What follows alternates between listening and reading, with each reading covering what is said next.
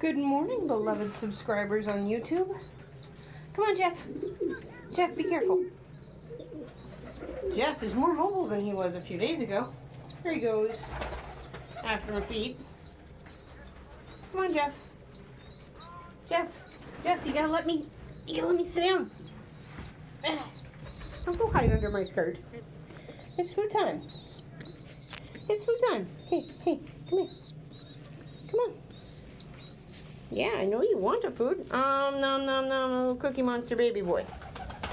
Oh, my little Cookie Monster baby. Oh, my little Seed Monster baby. I know. Nom. Gus, don't you fight that, Jeff. Gus, don't you fight that. No. Okay, Jeff. Is it time to sip?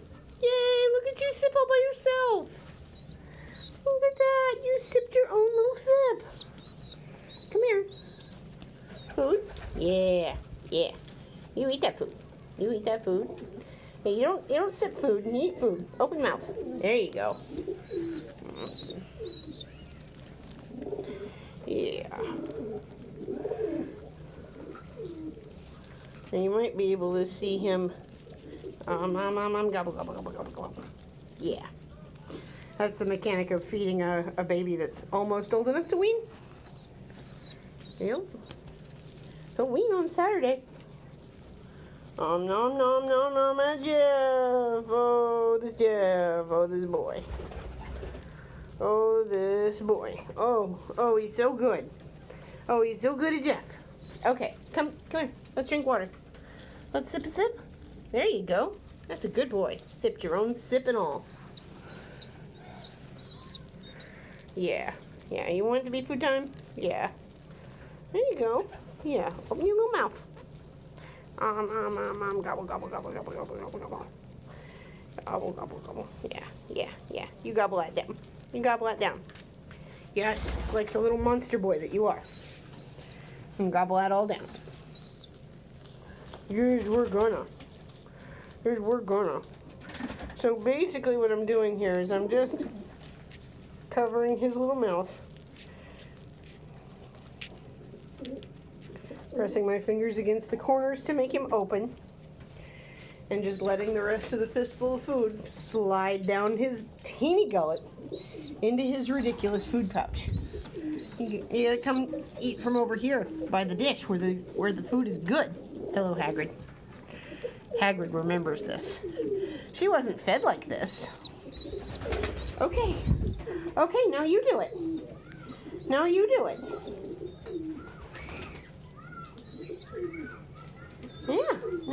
it. What a good little Jeff.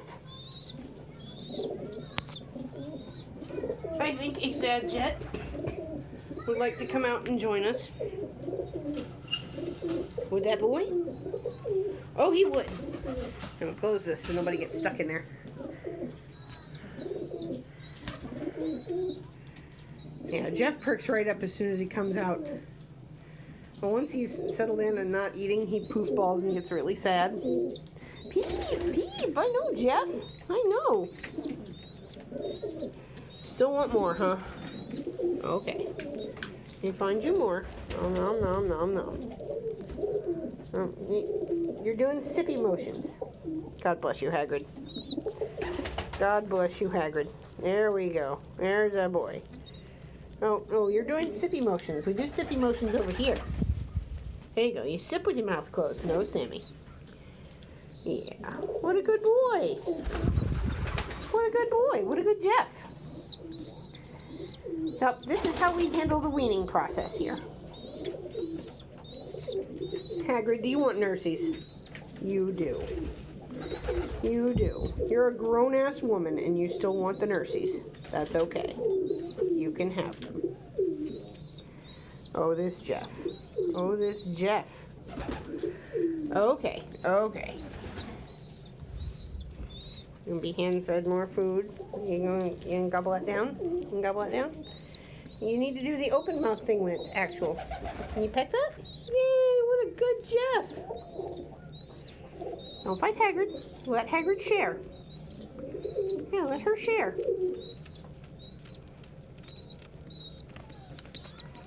Tandy, no. Tandy, that's rude. Yeah, he'll be protected until this coming Saturday. But come Saturday, he's going to be on his own out here.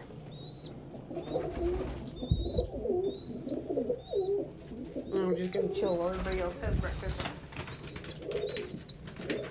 Where has that bird gone? Is she back in her nest box?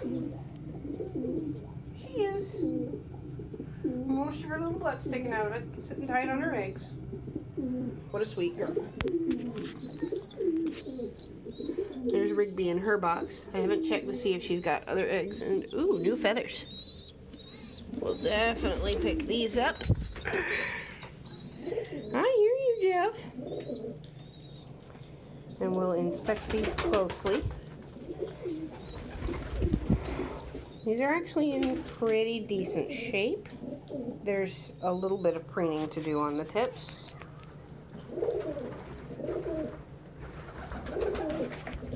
And oh dear, I didn't realize I had the camera covered.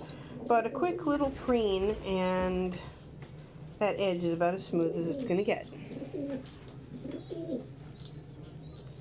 Look at these flights. Look at the waviness on these.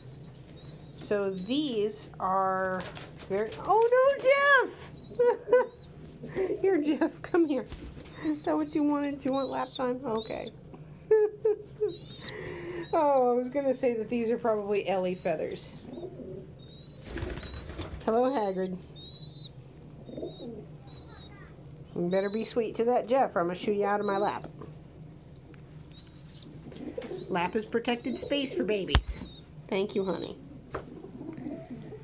So these we will be keeping to go in the feather jar. Normally I would consider something like this to be, you know, in poor condition. But this is actually an expression of the frillback gene making the flight feather wavy like this. So somebody is going to get one of these in the next round of craft boxes. And yes, we do sell the feathers that we meticulously gather every day. Peep, peep, at $10 a box plus shipping and handling. Now that may sound like a little bit much for feathers, but if you go to any craft store and look at the feathers they have on offer, you will notice that the shafts on those are usually a torn up shredded mess. And the ones that are gold dipped, if you flip them over and look on the back, they're only dipped on one side. And the back is usually stained with poo or has lice holes in it. And just, why would you sell that? Why would you sell that? Oh, and yes, these actually are Ellie's flight feathers. If you look closely and see, she is missing her two tip flights. She's molting in her big girl feathers.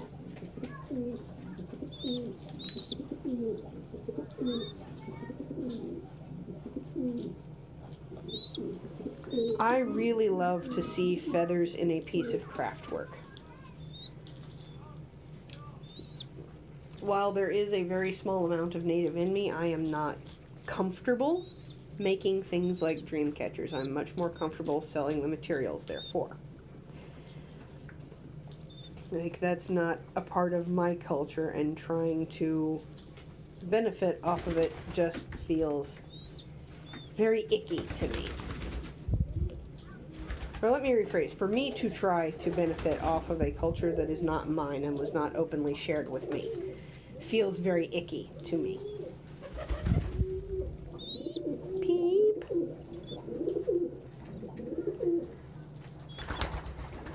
And aside from, like, making writing quills, I'm not actually a skilled enough craftswoman to do anything with these. So I would much prefer to supply high quality feathers to people who do and use the proceeds towards food, medication, experimentation, quarantine space.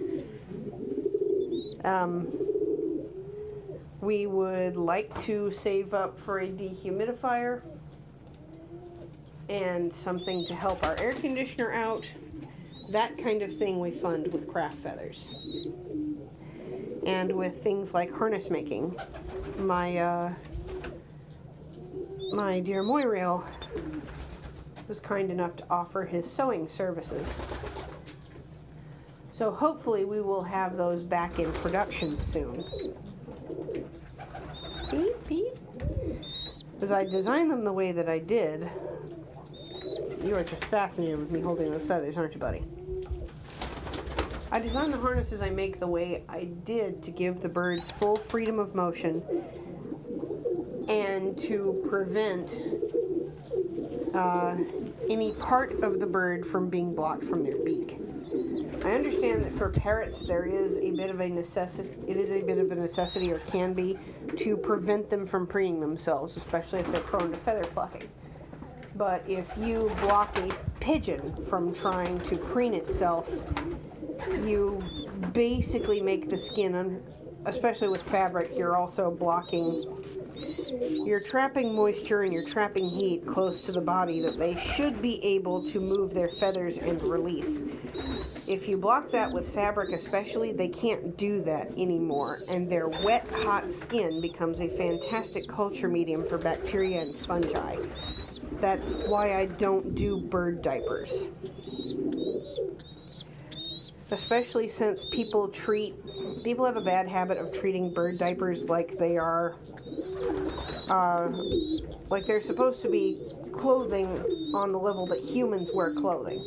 We wear clothing all the time. A diaper should only be on a bird 3 total hours a day. Period. It should not be longer than that. Because, again, if they can't reach to preen themselves, especially their underside, they are going to get a hideous rash. And nobody that makes bird diapers mentions that. Just like, well, this is how you keep your house poop free. They wear the diaper all the time. If that is a problem for you, do not get a bird. If it is not something you can physically manage cleaning up after, get a pet that fits your needs better. Do not risk a bird's well-being for your convenience.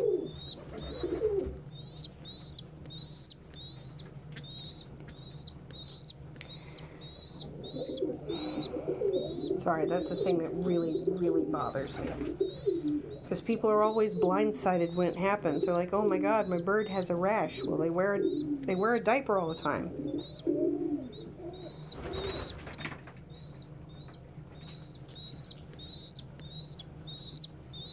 I always expect to see them on the keel, but I recently saw somebody with the wings just rubbed raw.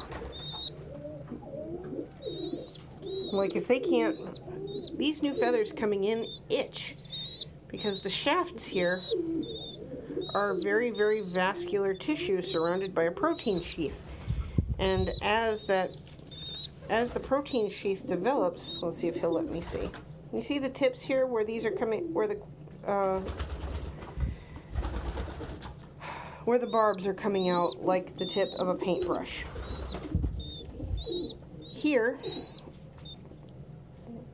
thank you, Jeff, you're being so good. Right about here at the level of my thumb, there is a protein sheath covering these. I'm sorry, if I get stressed out, I lose words. Okay, let's try this again. Looking into Jeff's feather anatomy. And Jeff is being very good today. Being very good so that I can see real up close on his feathers. Thank you, baby. You can see with these on his shoulders, once the camera will focus, you can see the line of demarcation. Down here, they're very vascularized, right here where my thumb is. Where they start to turn white is where the blood vessels are pulling away from feeding what used to be very vascular tissue as the quills and the barb is the word I keep forgetting. There is the shaft of a feather, this bit down the middle. Each of these filaments coming out of the shaft is called a barb. There are hooks in between the filaments called barbules that fit into one another like Velcro. And that's what makes the feather this solid mesh that catches the air when the bird flaps their wings. And you can see there are more barbules in the flights than there are in things like coverts. You can see that the coverts seem more fuzzy because they really don't need to hold together too much. These are contour feathers. They don't need to actually catch the air like these and manipulate it. They just need to smooth the outline of the bird so that air flows easily over them. So you can see particularly on these red feathers coming in, once that focuses, I'm sorry, Jeff. Down here at the base, you can see it's very red and vascular. And there is a clear line of demarcation right about here. Not very far off the skin at all. I know, peep. I know, peep. Look at these since you've got them pointed at us like a sweet boy. There's a line. Okay. Here's where they're vascularized. You can see the little red dot at the base of the feather. Where the sheath turns white is where the blood vessel is pulling away. What a sweet boy. After a barb, or after a set of barbs and barbules are completed. The more of those are completed, the more this protein sheath peels away. And that is helped along by the act of preening. The bird will take its beak and will just gently pinch the tips of the feathers, because as those blood vessels shrink and pull away, this gets itchy. So the squeakers scratch it, and there he goes. Peep, peep, peep. And that stimulation, aside from freeing up a little bit more shaft every day. Let's look at some of these more developed feathers where we can see this in earnest. You see these towards the base that have a clear feather edge coming out? He's been able to preen those a little better because he can reach them. He can't quite reach these at his neck, so they're coming in more slowly. Now, if he were parent-raised, part of bonding with him would be for the parent to gently preen this, and preen his little head, and preen his little neck, preen his little feathers, preen this little peep, preen this little peep. Which not only knocks off the shaft and frees up I know I've repeated so much of this so many times, and I apologize, but I get distracted and I lose words in the middle of sentences. It not only frees a little bit more of the shaft and developed barbs, it stimulates more shaft to be made from the skin. So just like a human hair grows from the base, the tip is dead by the time it gets out.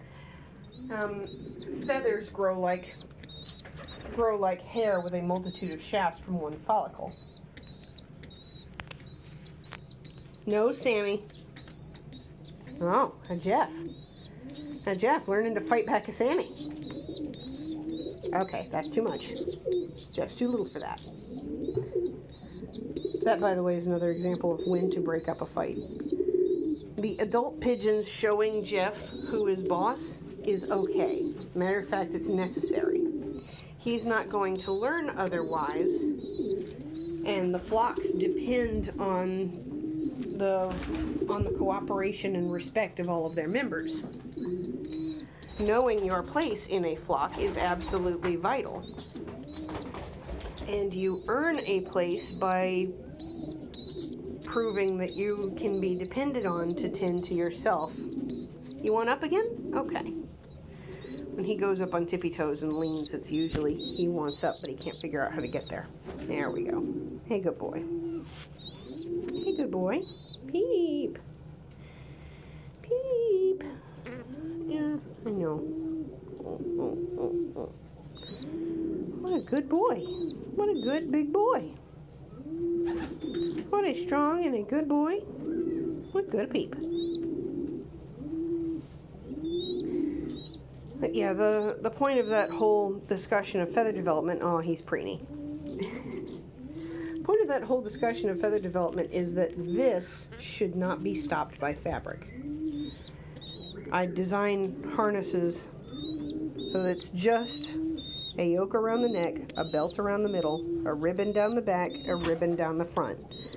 The back and front ribbons attach to the collar around the neck, and they attach here and under here to the belt that goes around the middle under the wings, which is adjustable.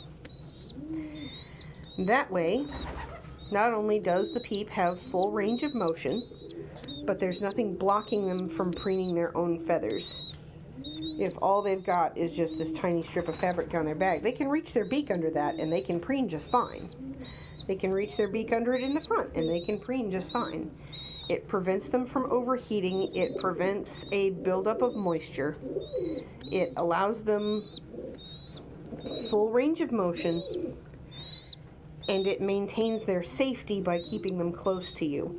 It's also designed so that if something does startle them and they launch themselves into flight, instead of tightening on their neck, it just puts pressure on their shoulders, which distributes the force around the entirety of the bird instead of focusing it on their neck. It's pressed on the shoulders, it presses on the chest, it presses on the back a little bit, and the bird doesn't get hurt if something does scare it into unusual behavior. Leashes are about long enough that a bird can reach the ground from your hand, so that if they want to, they can walk in front of you, but not very far. We'll have to go over harness design next time somebody goes out wearing one, because it's kind of hard for me to talk about without much of a visual reference. And you can see just now Jeff ate part of his own feather casing. That protein sheath is, well, made and full of protein.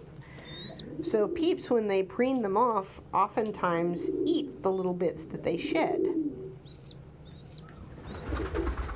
We'll have to go into more of their vitamin D cycle later, because their chest feathers are actually designed to constantly break at the tips, which is what produces that tremendous amount of dust that the Columbidae make. Okay, Jeff, well, it's almost the cutoff time, so we're going to thank everyone. Thank you to on top of our clients and adopters, let us thank our subscribers here on YouTube, our wonderful patrons on Patreon, the friends of our business page on Facebook, and our followers on Tumblr, Instagram, and Twitter. We are the Ramsey Loft on all platforms, for your contributions, both financial and intellectual, which build this project and keep it running. I will see you guys tomorrow.